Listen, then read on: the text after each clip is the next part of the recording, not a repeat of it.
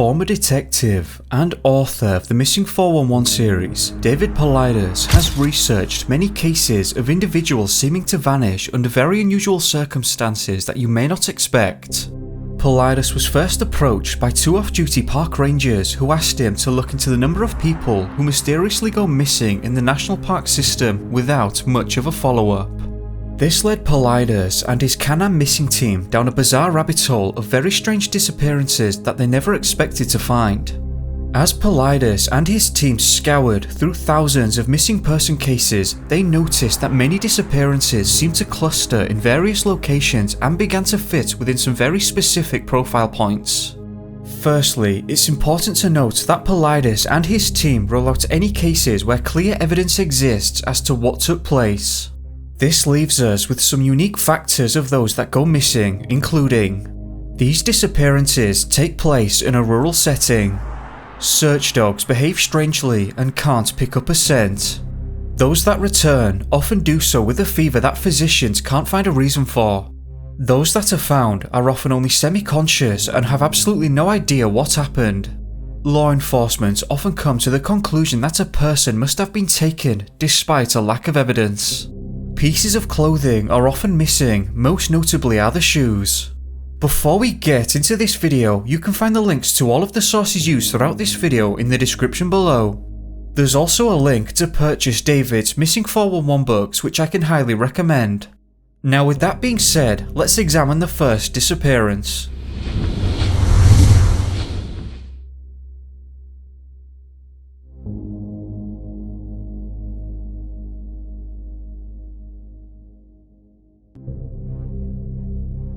In the previous video, we spoke about unusual disappearances that have taken place solely in the Great Smoky Mountains National Park. This first disappearance took place in the Rowan Mountains State Park, which is located north of the national park. According to the Burlington Daily Times, 20-year-old Larry Davenport went missing in the Rowan Mountains State Park on the 17th of July, 1983. Larry was known for being an avid hiker, which is precisely what he was doing on the day of his disappearance. On this particular day, Larry and a group of his friends made the trip to the Rowan Mountain and hiked on the western peak for a while. Afterwards, he and the rest of the group sat down at a wooden table in the rhododendron gardens atop Rowan Mountain and had a picnic together. I can only imagine that the weather must have been fairly warm, or if it was for some other reason I'm not sure, but whilst at the table, the Burlington Daily Times stated that Larry removed his shoes and his shirt and sat at the table barefoot in only his jeans. At some point during the picnic, for reasons that I'm not aware of, Larry got up from the table and walked into the forest. Perhaps he just needed to relieve himself, but it wasn't made clear, and his friends thought nothing of it until he didn't return. The group searched for Larry around the point that he entered the forest for hours, but they could find no trace of him. At this point, they alerted the park rangers, which would begin the search efforts. The search went on for 3 days, and no evidence of his whereabouts presented itself to the rangers or law enforcement who were now scouring the mountain alongside search dogs. The dogs never picked up Larry's scent. However, towards the end of the 3rd day, police were notified that a man without clothing had been witnessed wandering around 4 miles away near an abandoned home. This is what the Wilson Daily had to say. Larry's reappearance 4 miles from where he was last seen Sunday brought to an end the second search of the mountaintop this month. Mitchell County Sheriff Coy D. Holyfield said Davenport, who was admitted to the intensive care unit in Spruce Pine Community Hospital at 3:45 p.m. on Tuesday, said he had found the curtain in an abandoned house somewhere above the mobile home of Ronald McKinney where he was discovered. The article continues and states that Larry was found without his jeans. The sheriff stated that, apparently he threw off his pants, but wasn't sure why this occurred. When Larry was found, he had a curtain draped around his body, stating that he found it in the abandoned house. He had scratches on his body and was rambling in a manner that didn't quite make sense. Obviously, it was at this point that he was quickly admitted to the hospital where he received treatment. As an important side note, Larry's father described the mountain as a jungle. He said, "It's like a jungle, it's a weird mountain, you can go around just a little area and be lost." Now, for this disappearance, I purely used the newspapers that I could find around the time that I'd reported on it and wanted to cross-reference it with David's reporting of this event, as there is a key difference that I feel is important.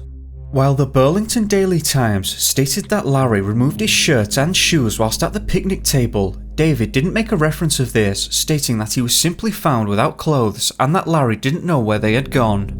While true, given Larry's condition when found, that is still an extremely important piece of information, and it explains precisely as to why Larry's shoes and shirt were missing. Although it still fails to explain why Larry took his jeans off thereafter whilst in the forest. Ultimately, this was a very unusual disappearance. Hundreds of searchers, including highly trained individuals, could locate no sign of him. There were no tracks to be found.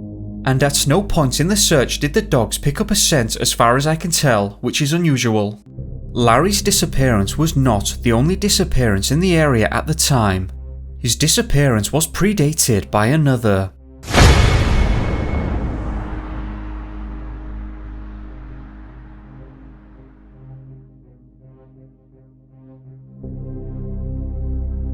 Michel Eugene Reel, 80 years old at the time of his disappearance, went missing on the 2nd of July 1983.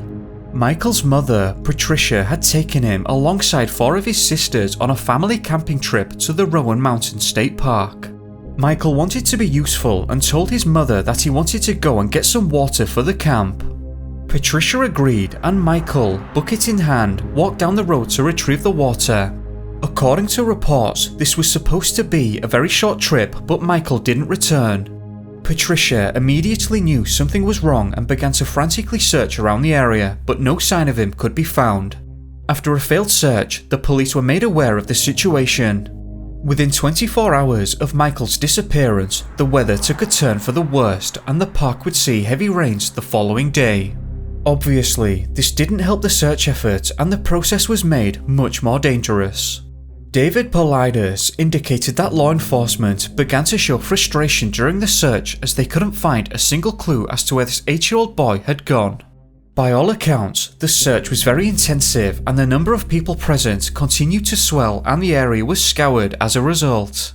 Because no trace of Michael could be found, 3 days after the initial disappearance, Patricia began to suspect that he had been taken. In an article with the Daily Herald on the 5th of July, there seems to have been some level of disagreement between various sources.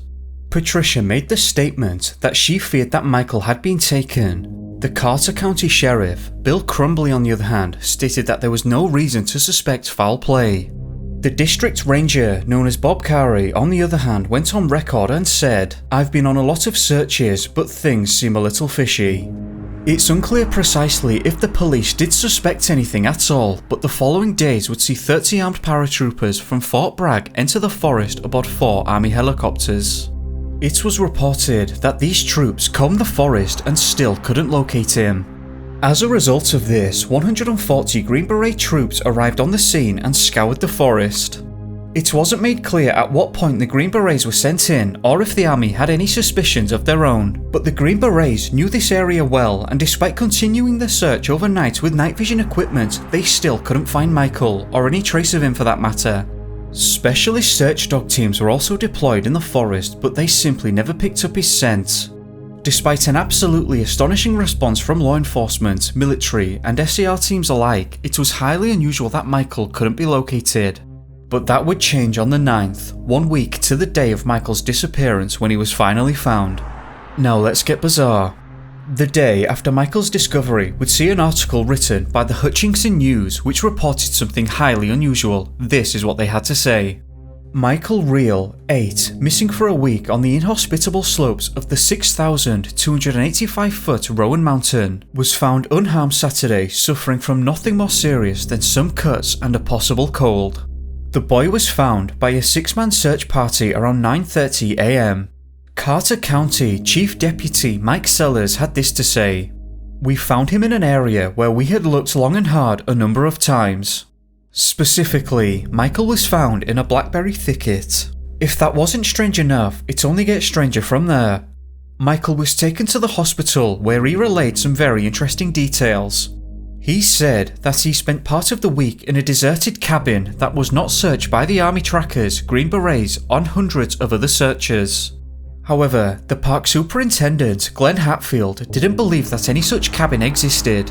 He said that he found it hard to believe that any cabin could have been missed during the exhaustive search.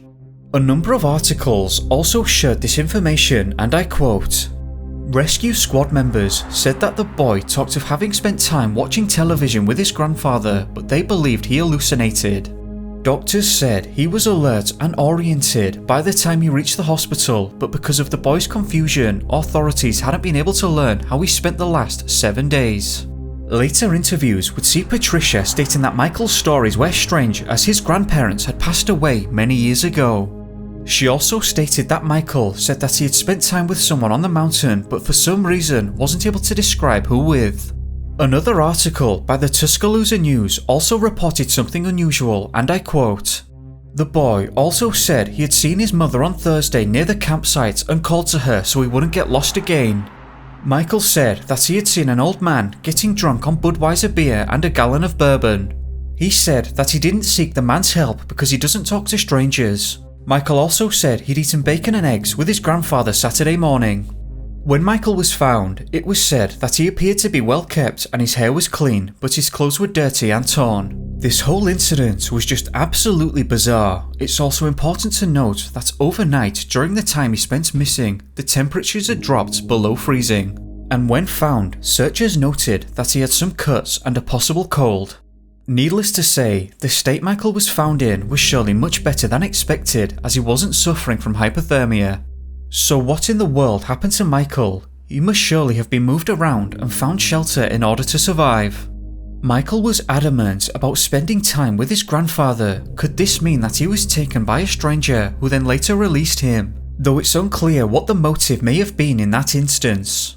Although that doesn't account for everything, Michael said that he saw his mother and tried to call out to her, but she couldn't hear him. Did he hallucinate this? How and why did he come to be found in an area already searched many times over?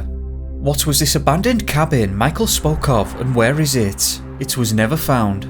Ultimately, this is a disappearance that left a lot of unanswered questions. What in the world happened to Michael over the course of that week? What do you think? The two disappearances mentioned so far were very similar, as David himself points out. They occurred in roughly the same area and were a short time apart. They both walked away from their point of origin and disappeared quickly without leaving a trace as to where they had gone. They both spoke about some sort of abandoned house or cabin. Is this a coincidence? What happened here? Another strange case occurred in Yosemite National Park 2 years prior.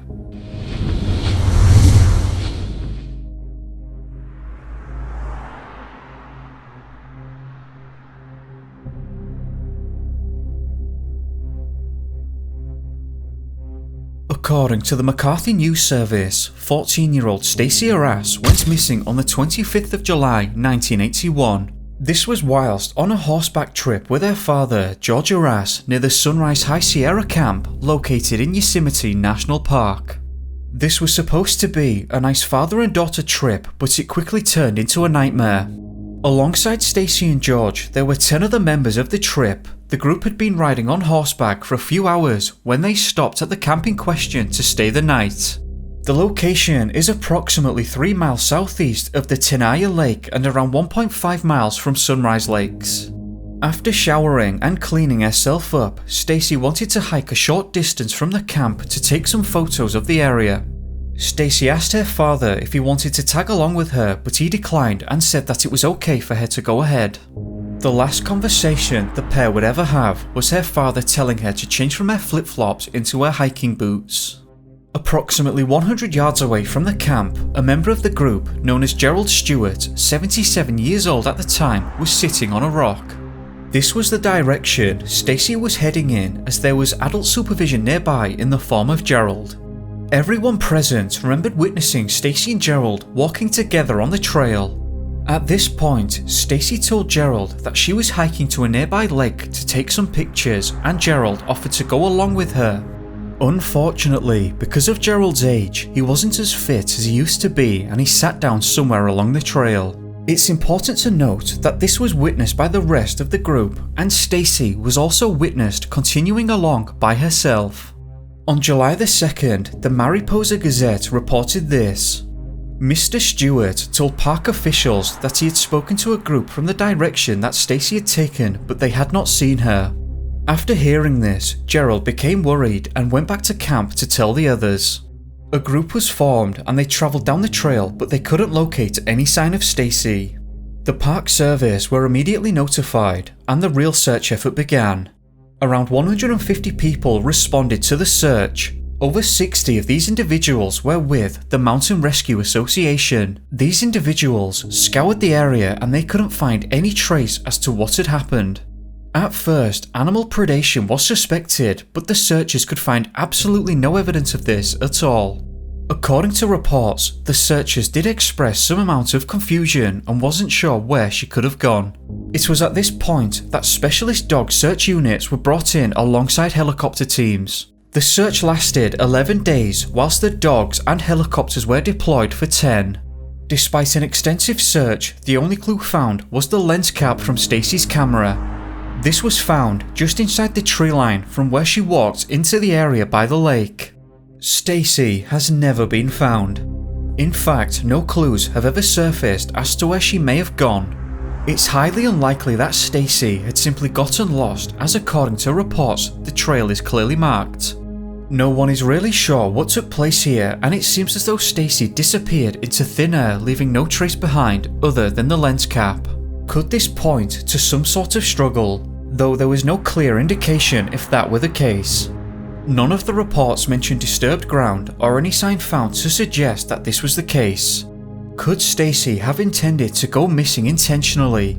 That also seems unlikely, and again, no evidence was ever found to point in that direction.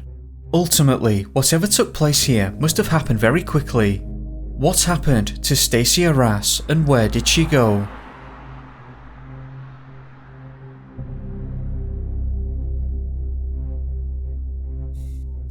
Please do leave a like if you liked this video, or a dislike if you didn't. Feel free to share your honest opinion. I'd like to hear your thoughts.